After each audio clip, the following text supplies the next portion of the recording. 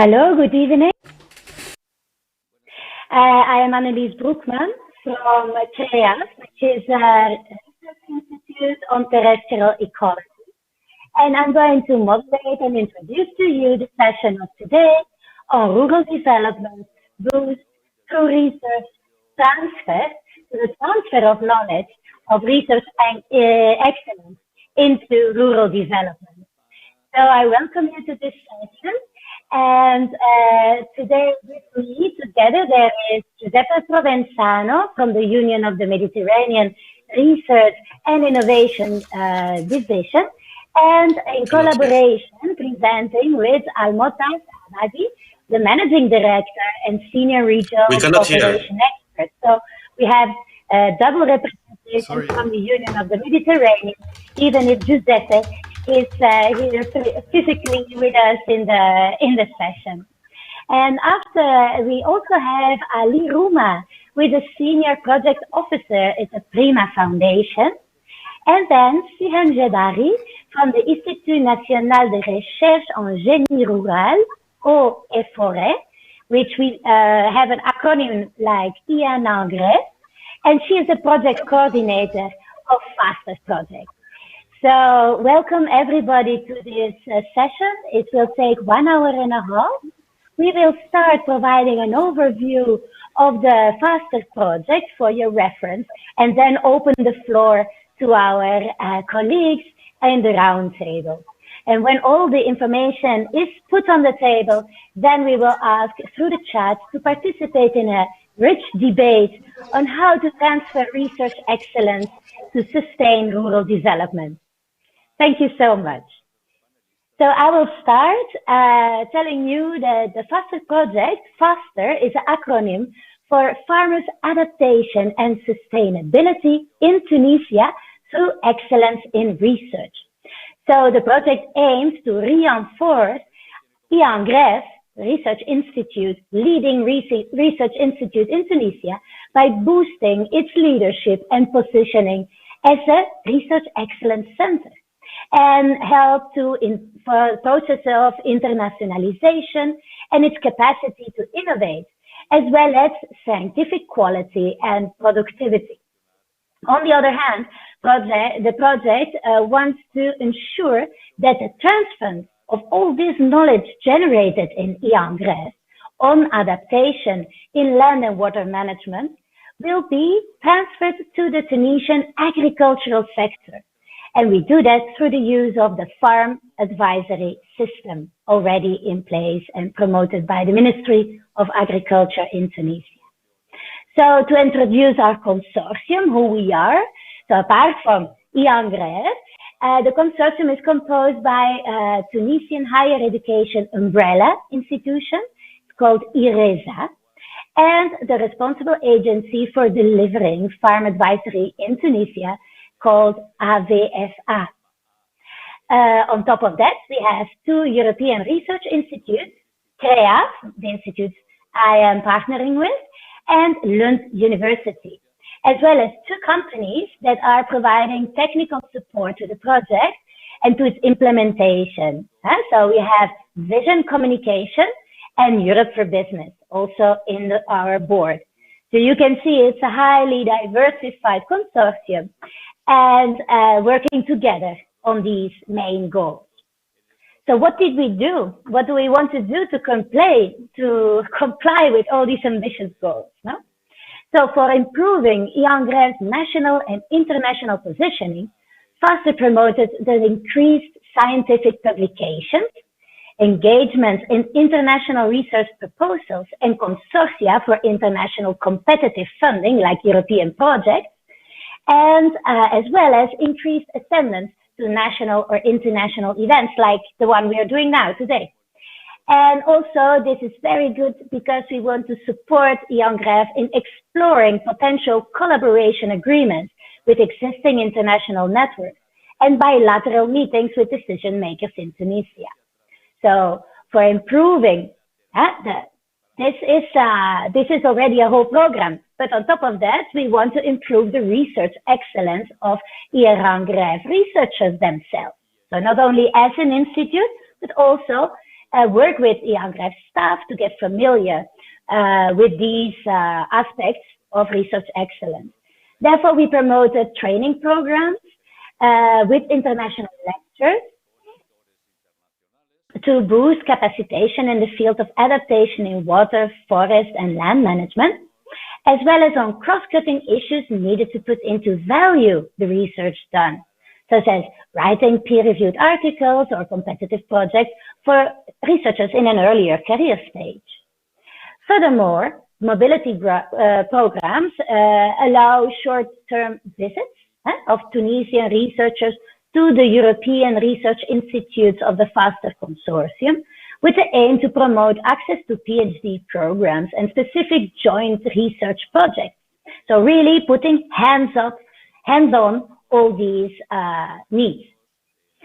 So further on, for enabling these innovative solutions developed in this research excellence framework, and to share the knowledge and best practices that are generated, and mainstreaming the results into local farmers and policymakers, FASTER created a living lab to provide support to the farm advisory system. Living labs actually are a tool for promoting open innovation, an approach designed to enhance cooperation between multiple actors, sharing the same stake, like in this case, rural development. So, such as researchers, public administration, companies, and users like farmers or other stakeholders engaged in the agricultural sector. FASTER Project Living Lab focuses on transferring knowledge on adaptation to climate change between researchers in the field of water, soil, and forest management, but together with practitioners engaged in the farm advisory system in Tunisia. Therefore, we have this highly multidisciplinary environment. We have a multi-actor platform participating in this living lab. And in order to be all on the same page and really ensure that all this diverse knowledge is understood and streamlined, we also provide a summer school programs to capacitate farm advisory staff and practitioners for taking up the information. And so be able, at their turn, to provide this tailored support to farmers on the impacts of climate change and opportunities for adaptation. So in order to guarantee the sustainability of the project, also after it ends, we are promoting an e-learning platform. So all the trainings and information and knowledge generated through the FASTER project, which is 3 years of intensive work, all this knowledge will be gathered on an online platform created to host all the courses and capacitation programs and to make them available for interested participants. And provided the situation of the pandemic of the COVID, actually it was a wonderful element that helped us to deliver the programs and the Living Lab interactions in a virtual way, even during the implementation of the project actually. So we needed to adapt ourselves to changing conditions. So this was a very short presentation on FASTER. There are many interesting aspects, and we invite you to contact the project for further details. But we hope that we will offer some opportunities at the end to research institutes already in a high level of excellence, like Young Gref and Tunisian partners, to further develop their position in the international research environment and increase the number of successful innovative project proposals and establish a dynamic of mutual learning between practitioners from over the Mediterranean region from the agricultural sector on adaptation to climate change, to global change. So thank you very much. And this was a short introduction. Now I would like to pass on the word to Giuseppe Provenzano, representing and sharing with us information on the subject on the Union for the Mediterranean. Thank you so much. Hello, Giuseppe. Hello, good afternoon, everybody. Thanks, moderator, for this great introductory speech, which effectively ties very well in the topic of research and innovation, which is key for the development of our Mediterranean region in general, for the whole Mediterranean region, but also for rural areas in particular. Actually, our work at the Union for the Mediterranean focuses heavily on the subjects of research and innovation from one side and sustainable development as a horizontal topic to the other. So I prepared a small presentation. Perfect. Thank you very much, which will help me to present some of the points where I would like to raise your attention here today. So if you can go to the next slide, I would like to mention a topic which often is a bit overlooked in our region and in general when we develop new action for sustainable development, which is higher education and research as a tool for developing our region, for developing both urban and rural areas, and especially in our region where we experience a very young population, which translates to a very high number of university students in our region. We see that there are more than 30 million university students right now in the Euro-Mediterranean region. By this, at the Union for the Mediterranean, for Euro-Mediterranean region, we mean the 42 countries which come from Europe and the Southern and Eastern Mediterranean. As we see, we have here a huge potential for sustainable growth by using the brightest minds that we have available, our youth, which is the most educated generation ever in our history. At the same time, unfortunately, we have to see that we have very high rates of young people that are not in training, that are not working, and that are not creating enterprises, which is a huge loss. In some countries, it's even up to 32%, which is almost a third. We have also some of the highest level of unemployment rates in the region. So in some countries, even 25%. It's a quarter of graduates which are not contributing to the sustainable development of our economies. We have here a huge potential. Let's be honest. We have 40% as seen as the possible increase in enrollment rates in higher education institution, which means that if we bet on the educated people, on the researchers, we can contribute to unlock our common growth. At the same time, we see that a barrier to hiring is given by the mismatch existing by the training being offered in universities and research centers and the requirement of the business sector, the private sector. 32% of the companies have underlined that there is a mismatch between what they need and what is offered from the training market. Next. On this, we see a huge contribution to what is the youth unemployment, which is one of the biggest challenges that we need to overcome together in our region. As you can see from this table, which is extracted from ILO data, when we see that there is a 5% of total unemployment in the world, in our region, the number is significantly higher. And even more worryingly, we see that youth unemployment tends to be slightly higher. And we can see also that the rates of youth female unemployment are higher than what we would like to see. This is, I guess, the backdrop of a significant increase in population in some areas. In the last 20 years, we've seen the doubling of our population in North Africa, which means that we have a youth bulge in the moment that we need to exploit in order to contribute to our growth. Of course, we are talking about systemic challenges. Education and innovation cannot be all of the solution, but it can contribute in a significant amount to be part of the solution. Next. This is why at the Union for the Mediterranean, since we try to foster dialogue between all the stakeholders from the south and the north of the Mediterranean on topics of sustainable development, we have been trying to develop a community of practice between the world of work, the labor market, the job markets, the ministries of labor, the employers, and the world of training, the academia, so the universities, the research centers.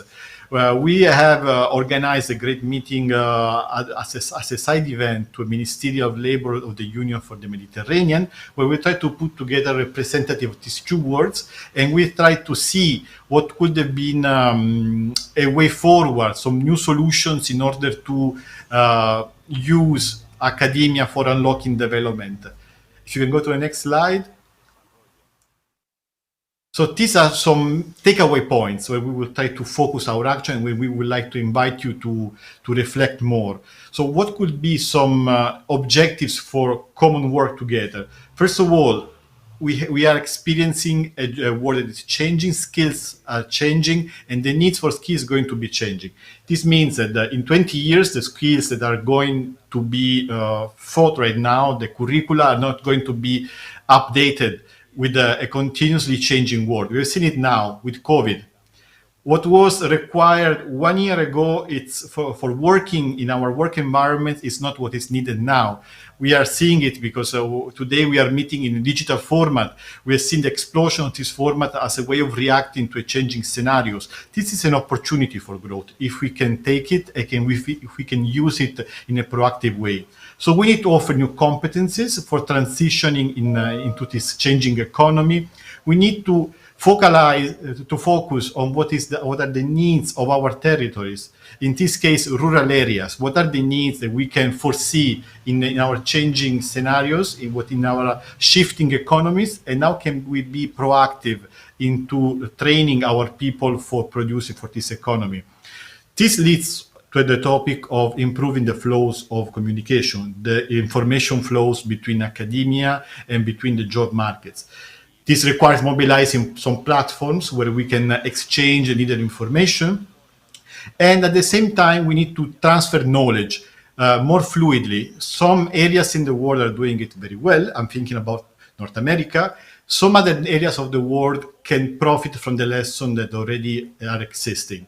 And finally, and this is a point for rural areas, we need to work more for exploiting the potential existing into the sustainable economy economies, which means blue economy, bioeconomy, agriculture. Later, we are going to see some example coming from Prima, a great partner of the Union for the Mediterranean. Next. So in order to follow up on what we've seen was a way forward, was a path forward, we have tried to launch with the German Development Cooperation, a new initiative in order to connect as much as possible academia and the job markets. We've been calling this Innovation Employability Nexus, which can be a tool for developing the Mediterranean. Next. We launched this year a consultatory process. So we created some steering committees, some questionnaires. We have done semi-structured interviews with all kinds of stakeholders, going from a supranational institution, the European Commission, our co-presidency, the OECD, but also universities and university networks, representatives of the private sector. And now we are preparing a short publication, which I'm going to present a bit later. And next year we are going to materialize some trainings where we will be invited, of course. Next. I would like to point out to some food for thought coming from a questionnaire which we've been sharing among our partners, which I think will help us see some topics where we will need to work more together. Next. First of all, we are seeing that they've been indicating as the main targets for working higher education and research institutions, which are universities, which are research centers, but also, and this is more interesting, to work more directly with private enterprises and with the private sector. Whereas the third sector is seen as already engaging a lot with universities. So it means that we need to try to work both with the universities, but at the same time to create innovative approaches for the private sector. Next. Other stakeholders which have been mentioned as key for working together were the medias, but also the HR training recruiting agencies. And this year, especially hospitals. Before we have maybe this stakeholder was not seen as fundamental as we've seen this year, and so stakeholders have been mentioning it more and more in our meetings. But also with development, sustainable development agencies, think tanks, and funding agencies. Next. Now going to the teams, we have tried to split up the teams about employability, where there is more opportunity for work, and the teams of innovation. Going on teams connected to employability, we have seen that industrial internships, digital skills, and soft skills, but also working more on partnership, we'll see as something where there was much more work to be done. A mention needs to be done with entrepreneurship, which in some countries and in some areas is left as something which you are born with. We know that entrepreneurship is a topic that needs developed. There are some skills which need to be fostered, and where we see that new approaches needs to be taken in some areas. We know that there are some great best practices already in the field, but they are not yet done in a systematic way. Next. So we want to develop this new nexus on innovation entrepreneurship, and partners have been responding that one of the best way for doing it is through innovative research programs in partnership with industries. This requires, first of all, to see a new way of connecting the public sector, which is academia, which is often not equipped with the right tools to engage with the private sector, which is more dynamic, which can be more adapted to what is the job market. At the same time, university tends to be more conservative. So we need sometimes to adapt laws, to adopt best practices, to involve them into, for instance, in the curricula decisions. Then we have the question of research funding, which needs to tap more in what is offered by the private sector. Often researchers only look at public opportunities. And then there is a tool which is working more on incubators and accelerators and startup support. Again, we have great examples even in the Mediterranean. I'm thinking about Lebanon, I'm thinking about Tunisia, which has enacted new laws. And then the entrepreneurial ecosystem and the national policies need to be adapted. Next. Other frameworks include the qualification frameworks. This is something which is not perhaps evident when we talk about Europe, because we have already developed a framework for recognizing the qualifications of somebody from Spain that can go and work in, for instance, in Italy, or they can go to Germany. This is sometimes not the case outside of Europe. So working more on the qualification frameworks could be a great way for increasing the movement of the minds and contribute to a brain circulation. Then, of course, working more on social innovation and knowledge transfer, it could be a great way for creating new partnership. Next. So finally, all these ideas have, in a way, fed the preparation of a handbook that we are working on right now. So we are preparing this short handbook. We are talking about 120 pages, where we wanted to highlight, first of all, best practices that already exist in the region. This is a region where there is a great work for supporting the development in our areas, where there are universities which are very active, research centers which are working with the private sector, but also institutions which are engaging in innovative ways. We are not starting from zero. There is a great community to feed on, and we are detailing some initiatives, some ideas, which can be, first of all, joined, first of all, a second, replicated. This has been the result of 1 year of consultation with a lot of partners, and we are going to present this new publication digitally, of course, on the 2nd of December. If you go to the next slide, please. This is just a sneak peek for some of the topics that are going to be mentioned. We're going to talk about skills, we're going to talk about teaching, learning. We are doing some specific focus on collaborative doctorates, which is industrial doctorates, and on partnership for innovation. We're talking about mobility in our region, which is a key topic, career services, internships, and much more. So next.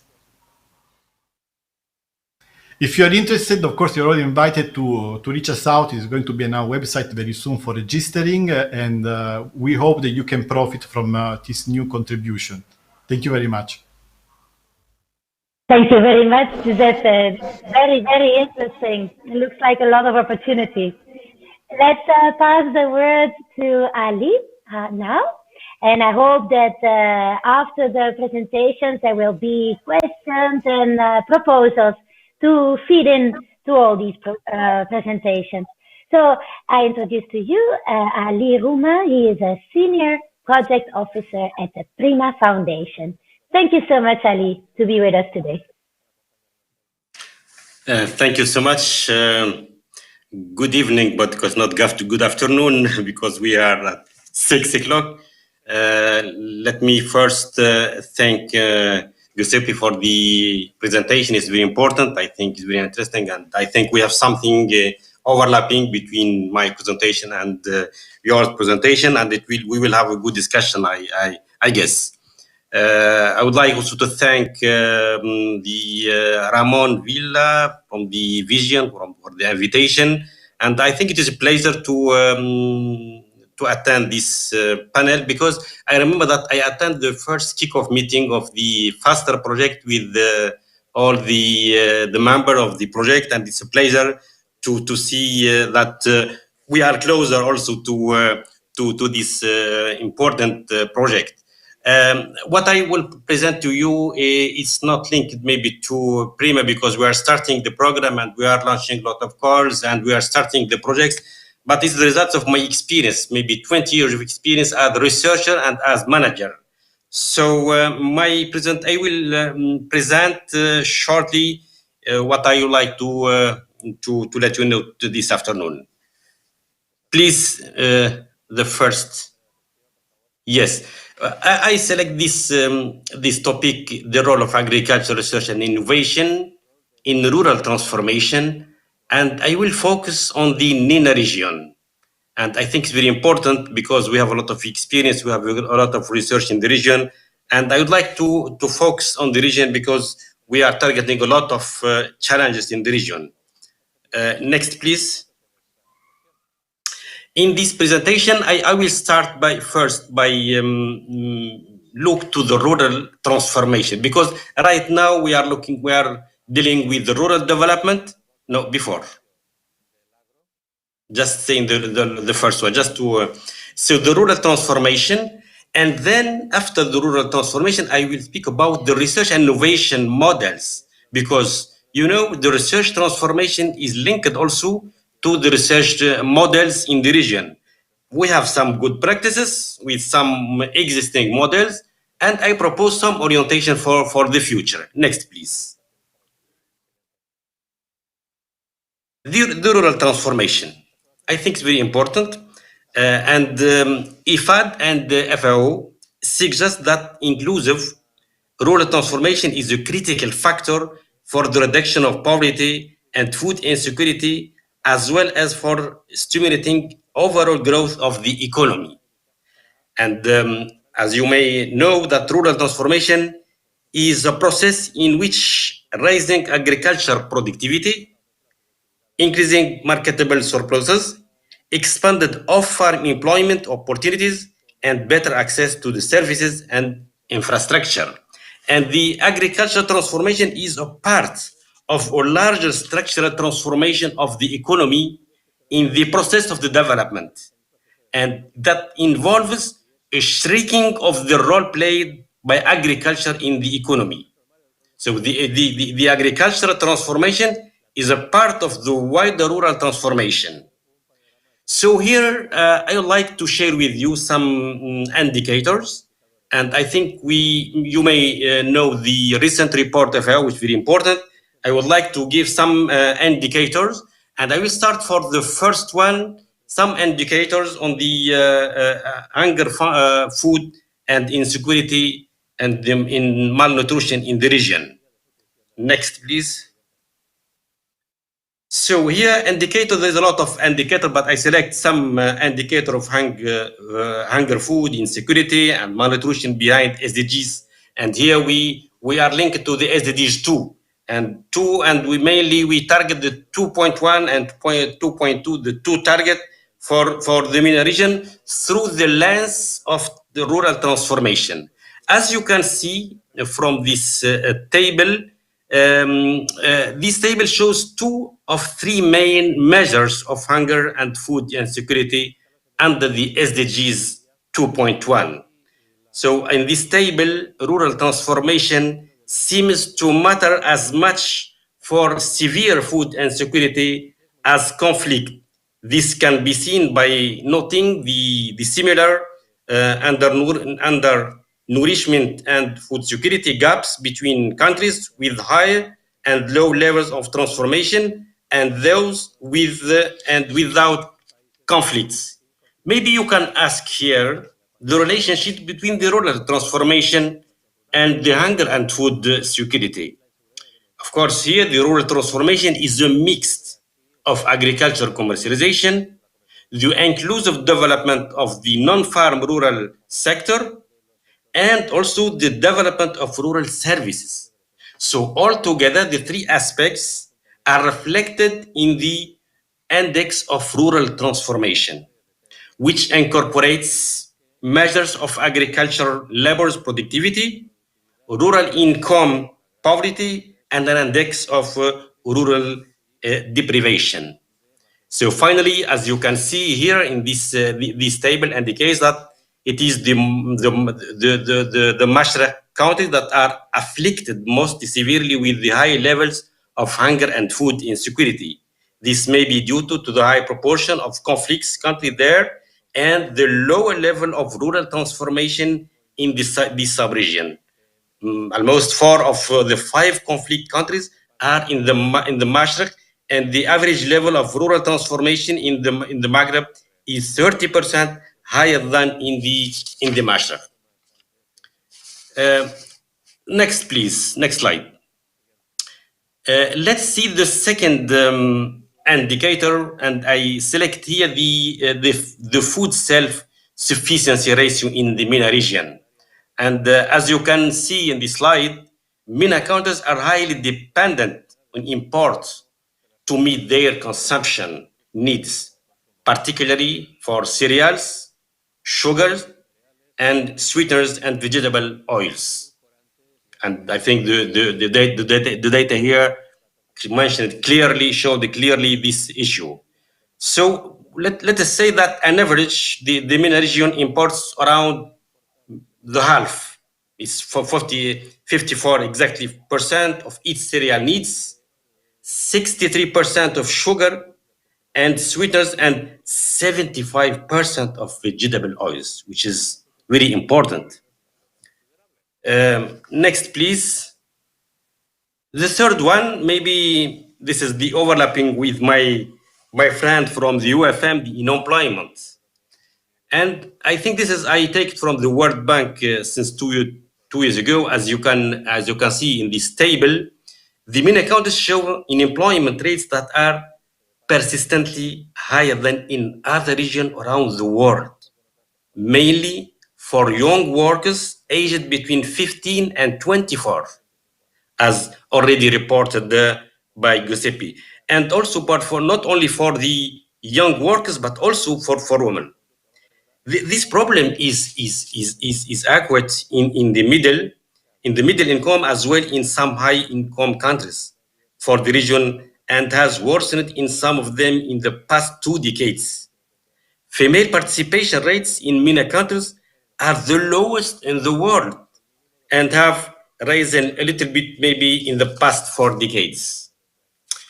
Let's maybe focus a little bit on the youth employed, because I will maybe link it with another data. So the youth unemployment was significantly higher than general unemployment in all the region. And as you can see here, we have the data of 35%, 38, and we have maybe some data, recent data, even more than 40%. So, however, it was high in the North Africa. As you can see in the table, in North Africa is reaching, as I said, maybe around 30% compared to some other countries, 9% in Latin American, but also we can some data is 5 in Bahrain and maybe 1 in Qatar, and you can see here the difference. So the causes, the main roots of the highest unemployment lie in some fundamental economic and demographic issues in the MENA economies. So just I would like to give you some indicator before going to the role of the research. How can the research and innovation can boost and can improve the rural development or the rural transformation in general? Next, please. My first point here, and I think this is mainly the first challenge for us in the Mediterranean, but mainly for the MENA region, that we have this linear model of innovation. But this is, as you know, this is a very big problem for the region, because this model is the old model designed to understand the relationship of science and technology that begins with basic research that flows into applied research development and then diffusion.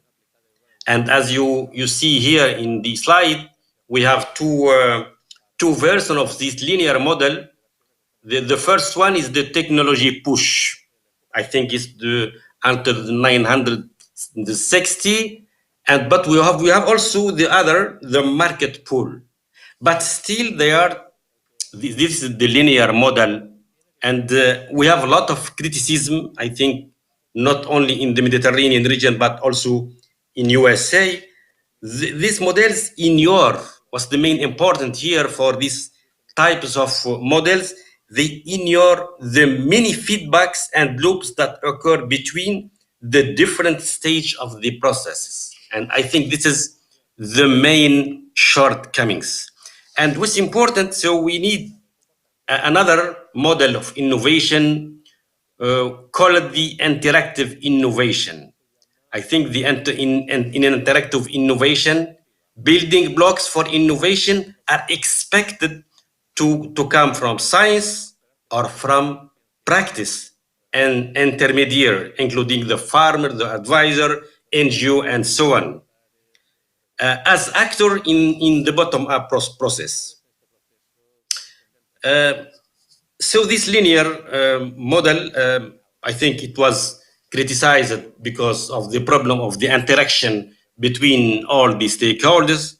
And this is, I think, we need to look for a new paradigm of innovation model. And this one is the interaction, as I said, between research, innovator, and facilitators, as represented in the blue box. However, this linear model can have some potential, some very good results. Next, please. The good results here, I will focus on maybe the region of Southern Mediterranean or North African, and I divide it into two aspects: the scientific production and some very good practices. Next, please. Regarding the good practices, here this is an article I think I wrote with my colleague from Morocco, Sana Zebach, an article, and I think this article has been recently accepted, and it will. We are just finishing to update some data. And as you can see here, although the linear model was criticized over several years, we have some very good results. And here I just put the importance for the fundraising from the H2020. We have a lot of funds that come from since not H2020, but since also FP6, FP7, and H2020. The publication, the scientific production, and as you can see here, I think some countries are well ranked even in the ranking system. Like, for example, Tunisia, and as you can see here, is in blue, the increasing number of publications through the years. But also another point which is very important, I think, the networking between countries. And here, as you can see in this map, that there is a lot of connection and there is a lot of, let us say, networks that can facilitate the exchange of idea, exchange of knowledge, and exchange of also of students. And I think this is a very good point. Although the linear model, we are in this linear model, but we have some advantages in this linear model. Next, please. But also this linear model, and here we have a lot of example of success in spite of this linear model. I don't like to go in the details because we have a lot of successes like the aid to decision, and we have very good example in the hydrology, in irrigation, on olive tree cultivation, on fisheries, on forestry, or also a lot of technical packages, plant varieties, integrated pest management. We have a lot of let us say good practices, and I think this is we are in the linear our linear model. But what we realize that the presence of some of a potential impact outside the current model, we have some maybe other outside the current model, like the development of new thematic approach for research innovation by researcher, not relied by the current linear model. And the major limitation of this linear model, this is the what we call it the AKIS model. I will go to this paradigm. This linear model is more oriented to diffuse the knowledge, as I said, from the research to the end user. It's oriented to the diffusion of results before that than to promote the breakthrough innovation system approach and rural development. Next, please. Yes. Now, what are the orientation maybe for our Mediterranean region and mainly for the MENA region? The first one is the agriculture and knowledge and innovation system. Let me maybe remind you that originally the concept was defined in agriculture knowledge and information system. So it is, let's say, focused on the knowledge and information. And then after that, the concept is AKS is maybe linked to the process of knowledge generation and includes actors outside research and education.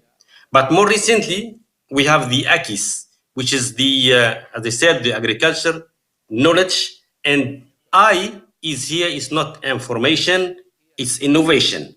And in the AKIS concept, it has evolved as it has acquired a second meaning, innovation, and then AKIS was opened up the more public tasks and to support of innovation.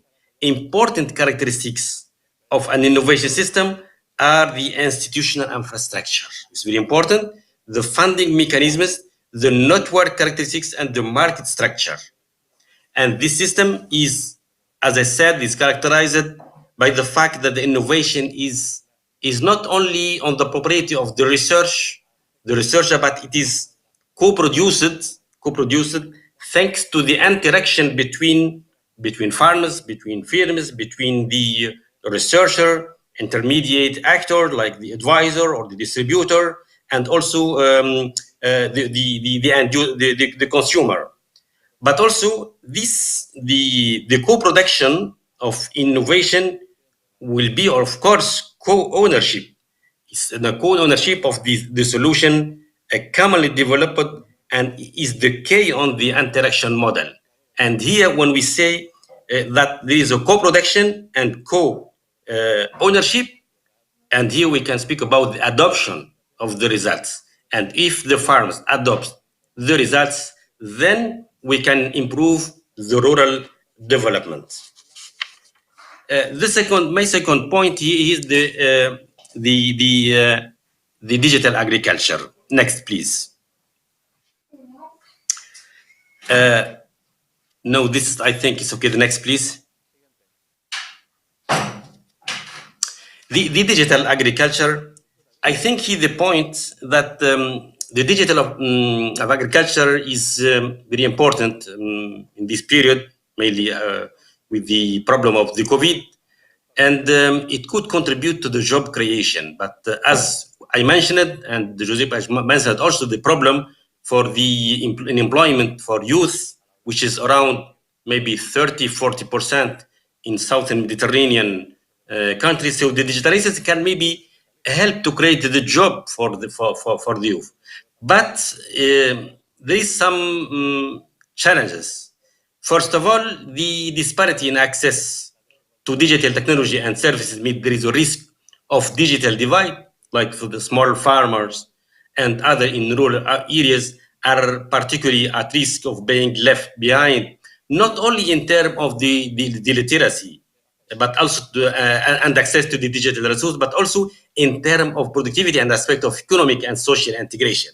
So I think the digital skills and the literacy remain a significant constraint to the use of new technology and are particularly lacking in rural areas, especially in developing countries. So if we think to maybe boost the digital agriculture, to in the rural development, to create the job, and maybe to help the young people, the youth in general, maybe you have to take into consideration these challenges mainly for the small farmers, and as I said, the problem for the digital the skills and the literacy.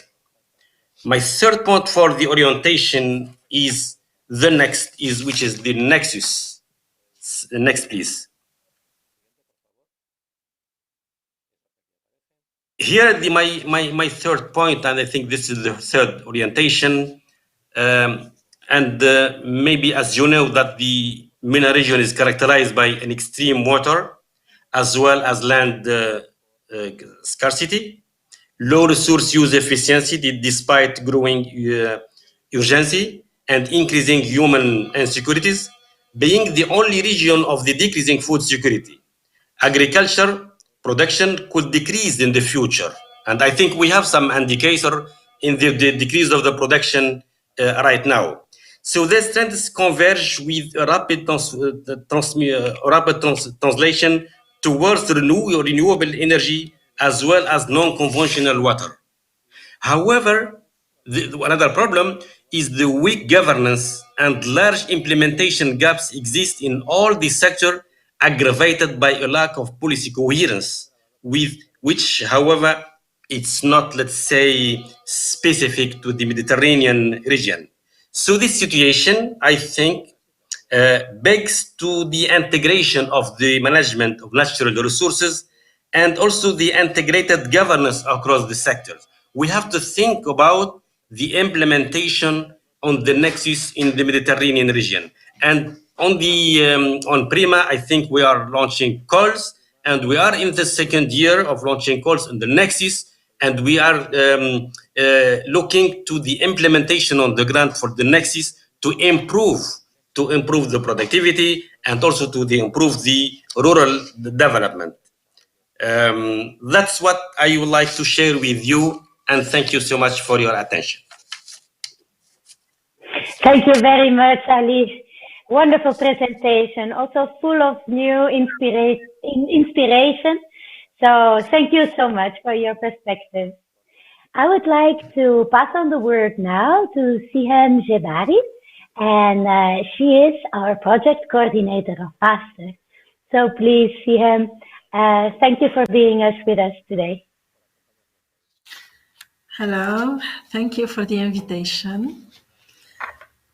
So I would like to share with you today the ongoing internationalization of INRGREF institution.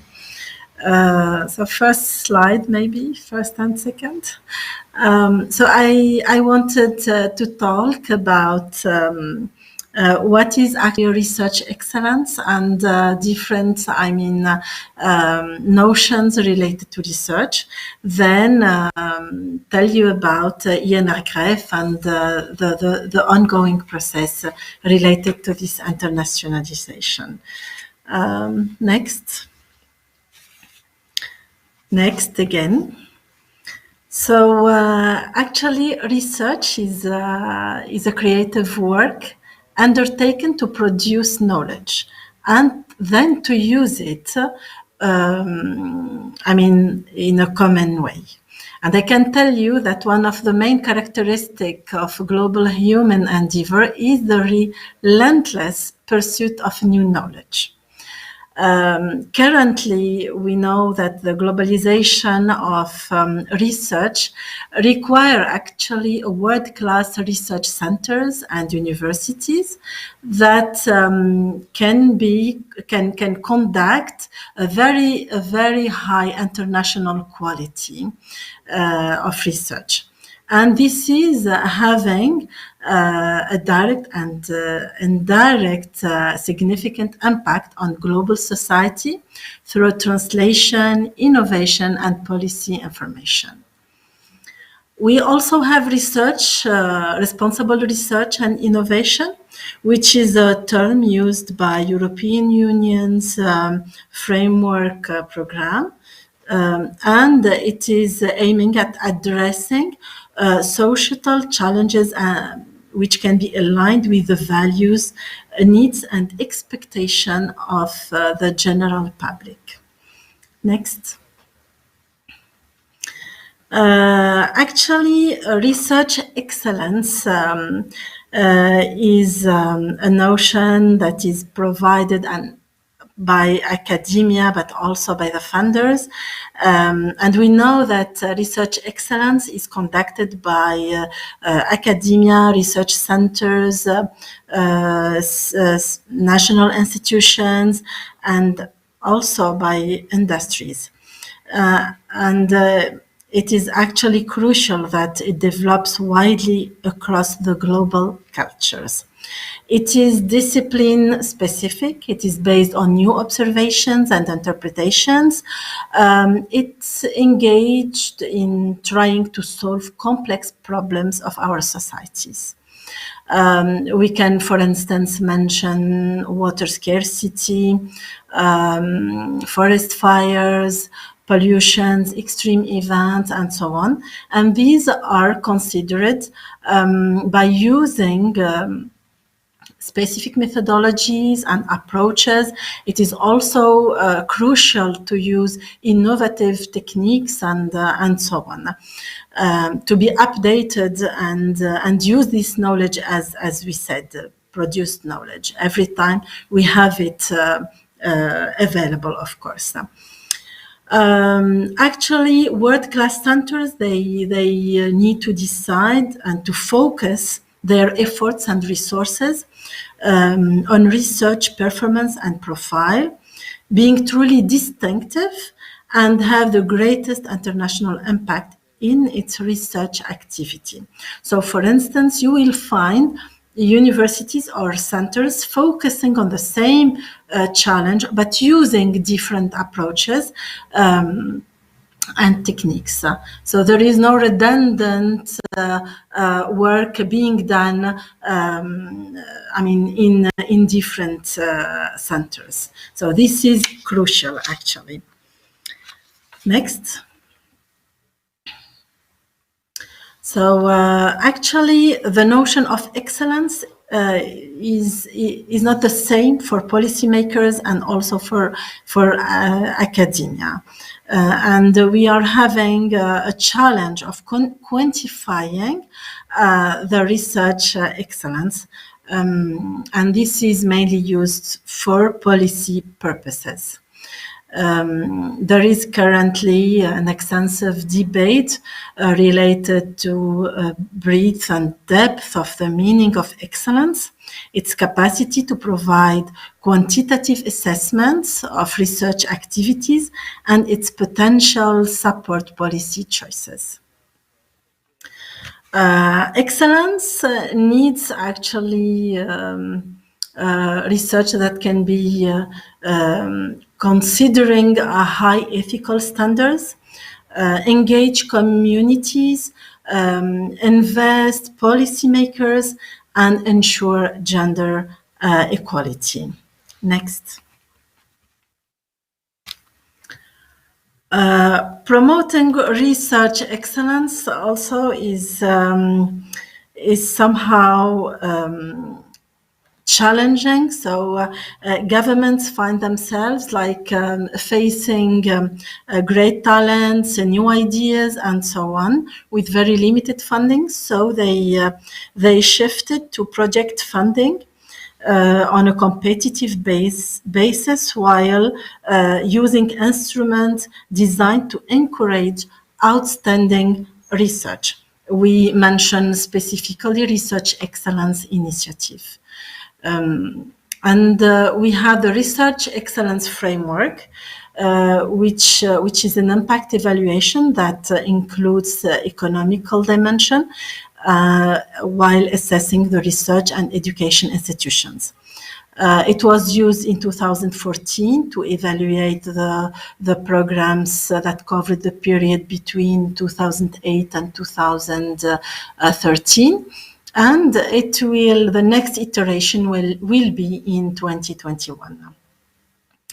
Actually, the main aim is to provide accountability for public investment in research, is to provide a basis for distributing funding, produce robust wide indicators of research excellence for all disciplines, and so on.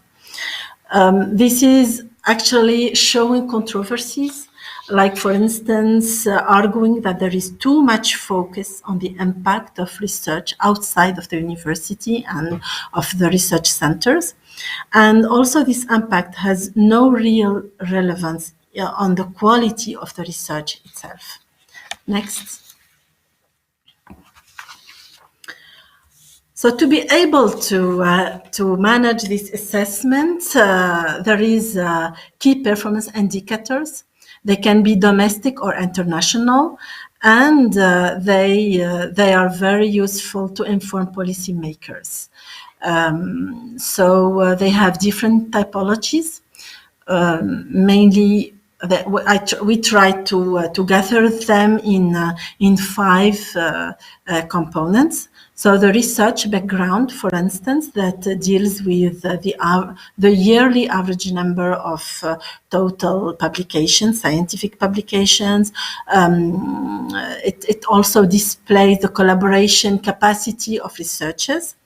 Then we have the transference, which is related to the number of organized seminars, the number of participants that attended these events, and so on. Then we have the talent environment, which is related to the mass of researchers, to the gender diversity, to the number of PhD theses defended, and so on. Then we have the competitive funding that allow us to know about the proportion of center budget coming from the international funding, from the private or the public sectors. And finally, we have the leadership that is related to the number of national and international media appearance, and also the authored reports, the project coordinated, and so on. Next. So now I switch to a concrete example, which is INRCREV. So it was created in 1996. It's embodying the merge of 2 main institutions, one related to forest and the other to rural engineering. They were created during the 60s, and then they were merged in 1996. This institution contributes to the development of the national research policy. It participates to the development of scientific and technological knowledge and its integration into economic and social fields. It trains doctoral students, organize scientific events, and promote partnerships, and nationally and internationally, of course. This is, of course, interesting aspects that could allow the center to think about being a world-class institution. Next. The organization of the center is as follows. So it shows a general director, an administrative council, a scientific board. It has 4 research departments, which are rural engineering, management and valorization of forest resources, then ecology and silvopastoral, valorization of the non-conventional water resources. It has a library, and which is a kind of legacy from the former 2 research institutions, and also there is an access to digital. I mean, there is also a digital library and journals on Scopus, Elsevier, Oxford University, and so on. Other kind of database like Agricola, Agora, and so on are also available for researchers and for students. The institution is also having experimental stations, 9. It produces its own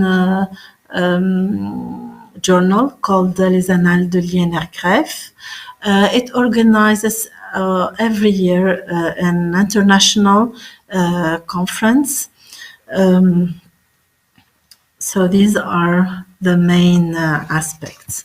Next. I will give you examples. These numbers are provided for the period between 2016 and 2019. So the mass of researchers, the permanent researchers are about 73. The senior generation, let's say, is male dominant, like having just 20% of female researchers.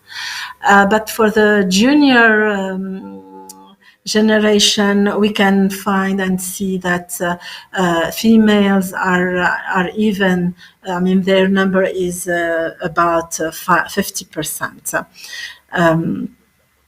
And then also we have, so this is in terms of research mass, and then field of work. This is covering all kinds of rural engineering, water and forestry aspects, soil science, bioclimatology, rural economy, agriculture machinery, ecology, irrigation, and so on. So all kind of applied science that focusing on challenges related to the Ministry of Agriculture. Actually, INRCREF is part of the Ministry of Agriculture, Water Resources and Fishery. Its main budget is coming from this ministry, but also we are related to higher education, and we have some funding also coming from, I mean, the permanent funding is coming from there also, with an amount that is not exceeding 25%, let's say, from the higher education. So we also supervise PhD students. We are open to other international universities, and we have doctoral students coming from different other countries. We have these 9 experiment stations that are actually located in different bioclimatic contexts with specific topics, and commit actually local and regional stakeholders. We also, I think, INRCREF is also home of a significant number of research leaders. And for instance, the current Minister of Agriculture is a former researcher at INRCREF.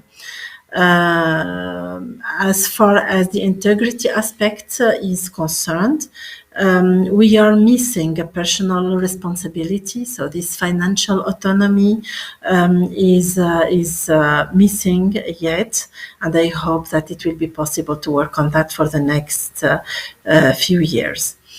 Innovation and entrepreneurship, this is a part that need to be definitely strengthened within the center. Next.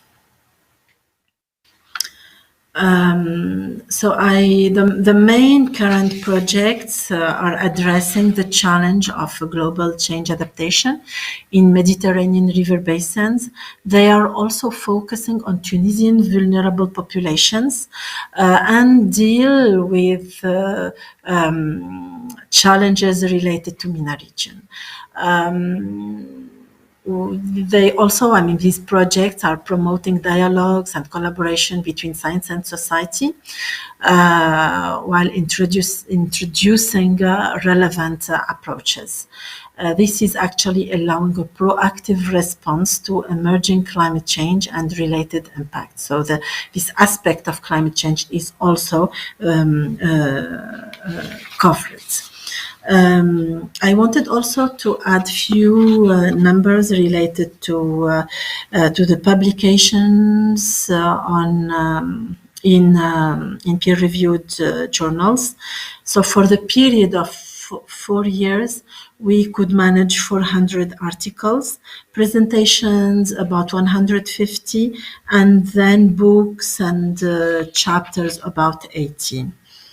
About supervising students, so we have a few hundreds for this 4 years period. Next. So here also a few examples of our current projects. For the last 5 years, let's say, we learned a lot, I think, and we are in a continuous progress while being open to specific approaches and methodologies, and also observations and monitoring, modeling tools. And now we know how to manage the communication and dissemination aspects while dealing with a specific project, how to manage the participatory processes, and how to get the voices of the main stakeholders locally, regionally, and sometimes nationally. Also, we are currently, and within the FASTER project, settling a living lab, which is a quite new, approach. And we are very excited to deal with it for the next months right now. These are a few examples of partners and also of projects that are shown within these slides. Next. So it is here. You can see events organized, and for instance, for the last 4 years, we managed about 64 events, gathering stakeholders, organizing courses, but also discussing with them how they can see their own way of dealing with options related, of course, to water or to natural resources in a wide way. And of course, we are trying to introducing them to these new trends and techniques to involve them in the decision-making process. Next. So we know via these tools and techniques how to manage and simulate what can happen within a river basin, for instance. We consider specific uncertainties that are related to climate, to population behavior, to why not revolution, and so on, and see what can be the answer and the response of the environment, and so on. So this is very useful to set strategies, management, and so on.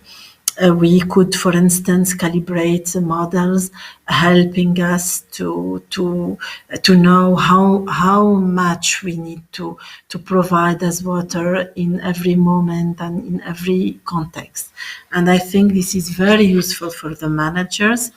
Meanwhile, I think it's important to add that this is not really used or adopted by policymakers or also by the different stakeholders. So some efforts needed to be invested in this part.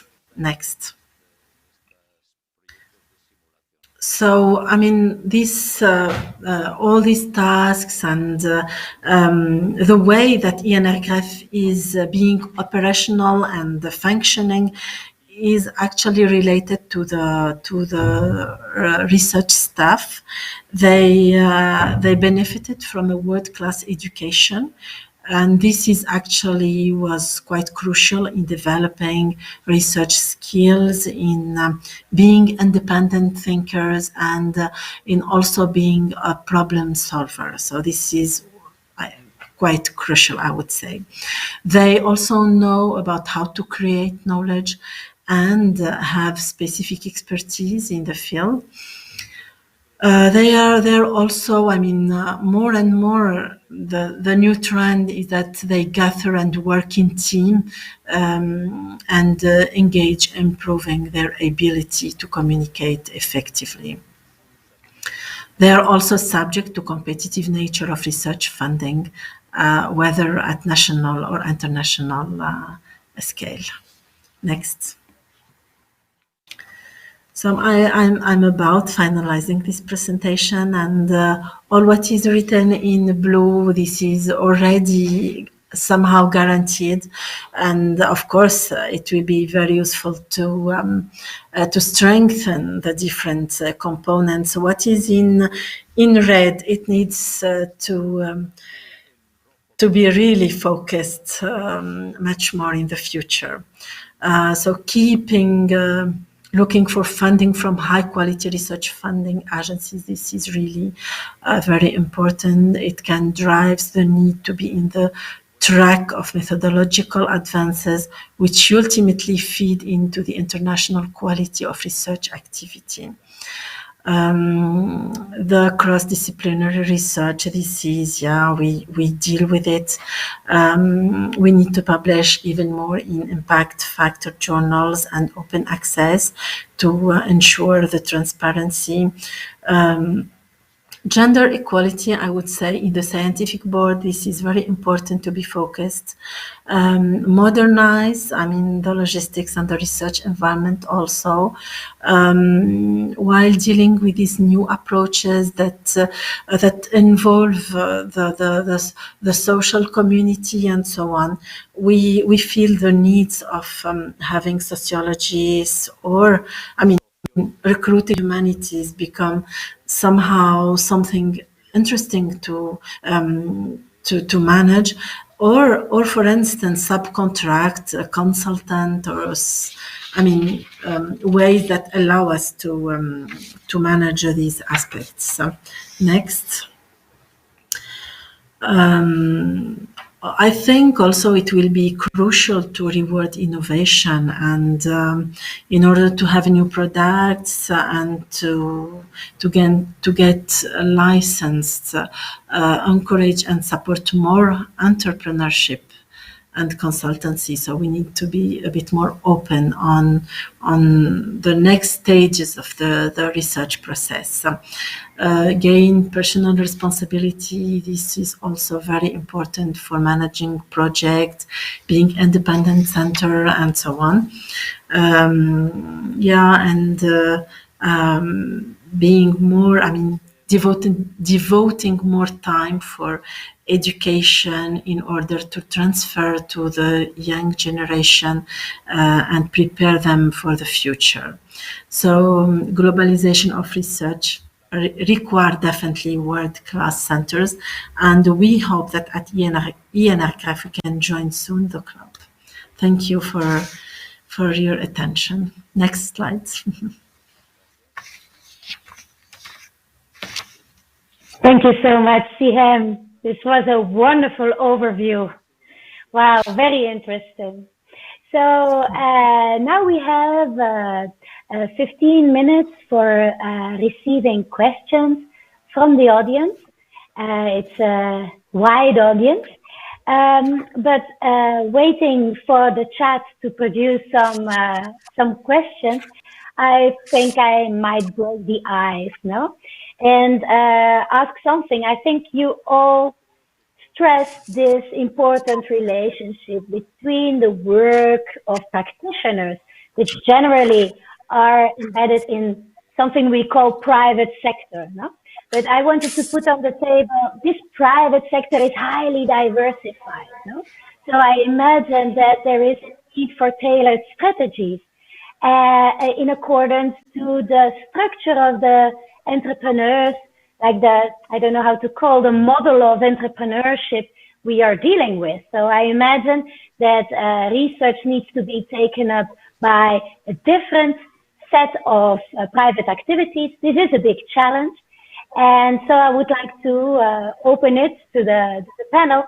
How do you think this information can be boosted into this highly diversified environment of the private sector in the Mediterranean? I see Giuseppe reacting. Maybe would you like to break the ice with me? Yes, thank you. Well, you made a question which can have multiple answers, and I'm sure that my colleagues will take different approach. First of all, thank you for the presentation. It's been very interesting, both for meeting colleagues which I already know very much, and for meeting new colleagues. But going into the topic of how to engage with the private sector. First of all, a point that I would like to make is that business, industry, private sector do not necessarily overlap in our region. No, we know that in many countries we also have big public owned by the public sector companies with which we also should somehow try to engage. But talking about industry in general, there are two main venues where I can see research can contribute. The first of all is creating a clear pathway, pipeline for entrepreneurship.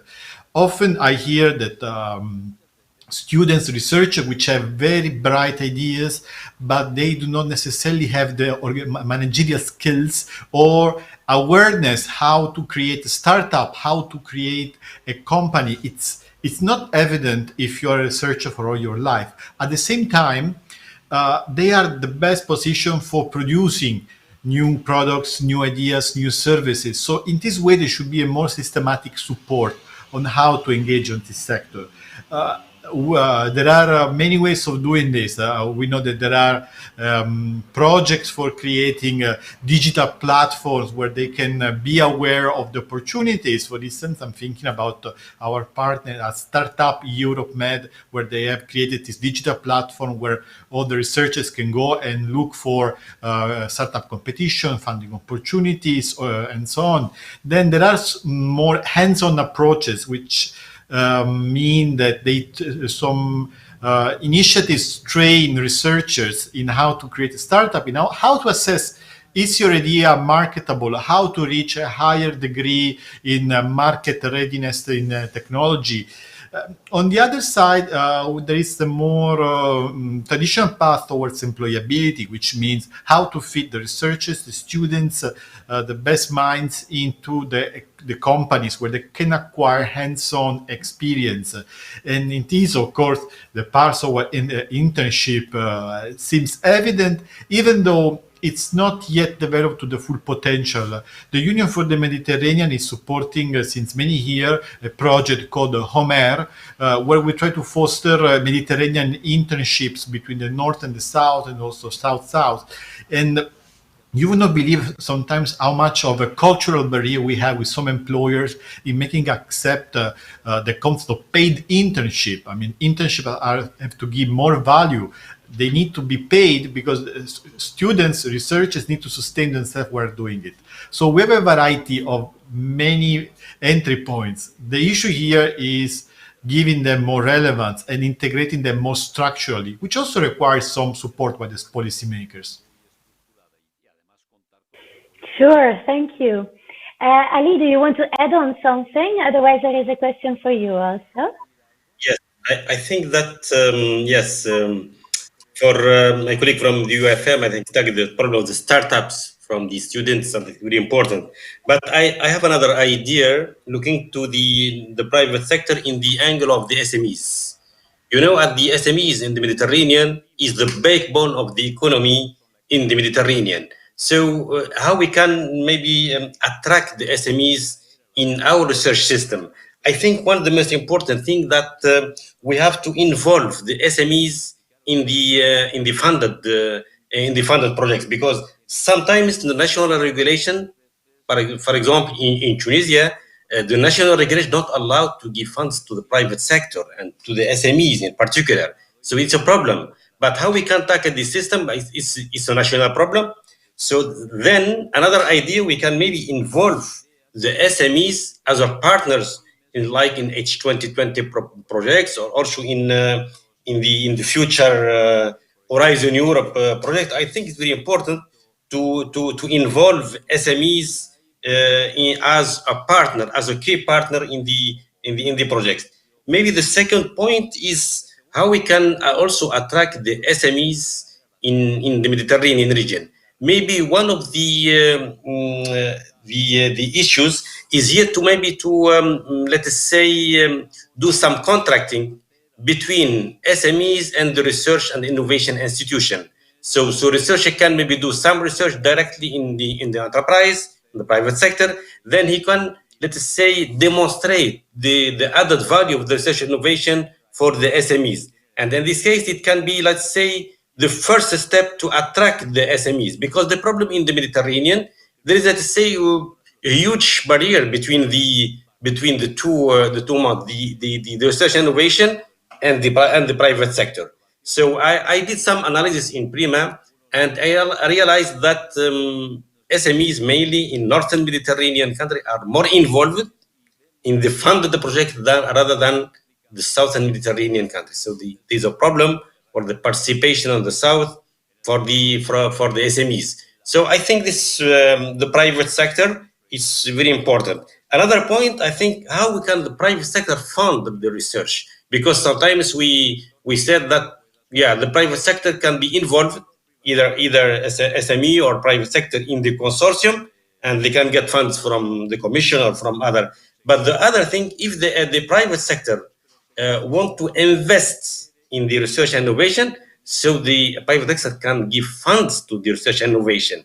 If the private sector maybe participate to give funds to the research and innovation institution, I think this will be, let's say, it will be the private sector will be much more involved in this the system, and I think maybe after that the adoption of the results will be easier. I think that's all for me, because if we would like to speak about the private sector, I think it's a huge subject to be discussed. Thanks. Thank you, Ali. Sihem, if you want to add on something, maybe on experiences with collaborating with innovative farmers. In Faster also, we are boosting a direct relationship, trying to build up a direct relationship between researchers and practitioners.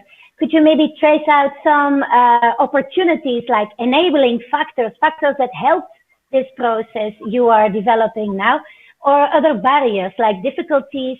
Because I know you really invested a lot of efforts in contacting the people who are interested in the agriculture, who are working in the agricultural sector. So maybe you can share the experience of trying to bring a bridge between researchers and the practitioners. Thank you. Actually, I of course agree on what was already said. And I think it's very important to implement solutions with local and regional farmers provide these innovative solutions, they need to see it and to experience it. So to have, field schools and to implement solution in their own plots and so on can be really interesting. So and provide them also with more information in different ways, like manuals, like fact sheets, like this is also, I think it's very relevant to keep this, to provide the information and to keep also a continuous contact with the different stakeholders and with the private sector.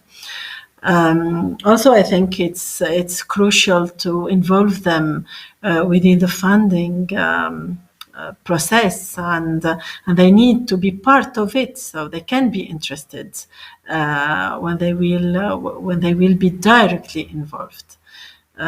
Because now we can see that they can hesitate a bit, and because they don't really have specific means to deal directly with the research and with the researchers and so on. Yeah, I mean, these are a bit. Thank you, Siam. Very interesting.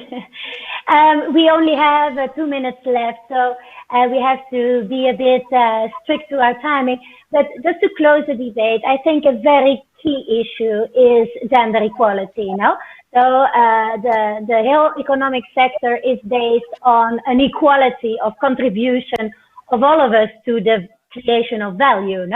It's famous and known that we have to make sure that all contributions from all parts of society are valued and put into value in order to create this rural development. So I would like to ask each of you to put on the table if you know about specific initiatives that could be inspiring in order to improve the opportunities for women, both into building up research and excellence, or into being as an actor in this bridge between research and entrepreneurship, or in the sense of boosting the capacity of small farming environments where women are extremely active and have a high productive role.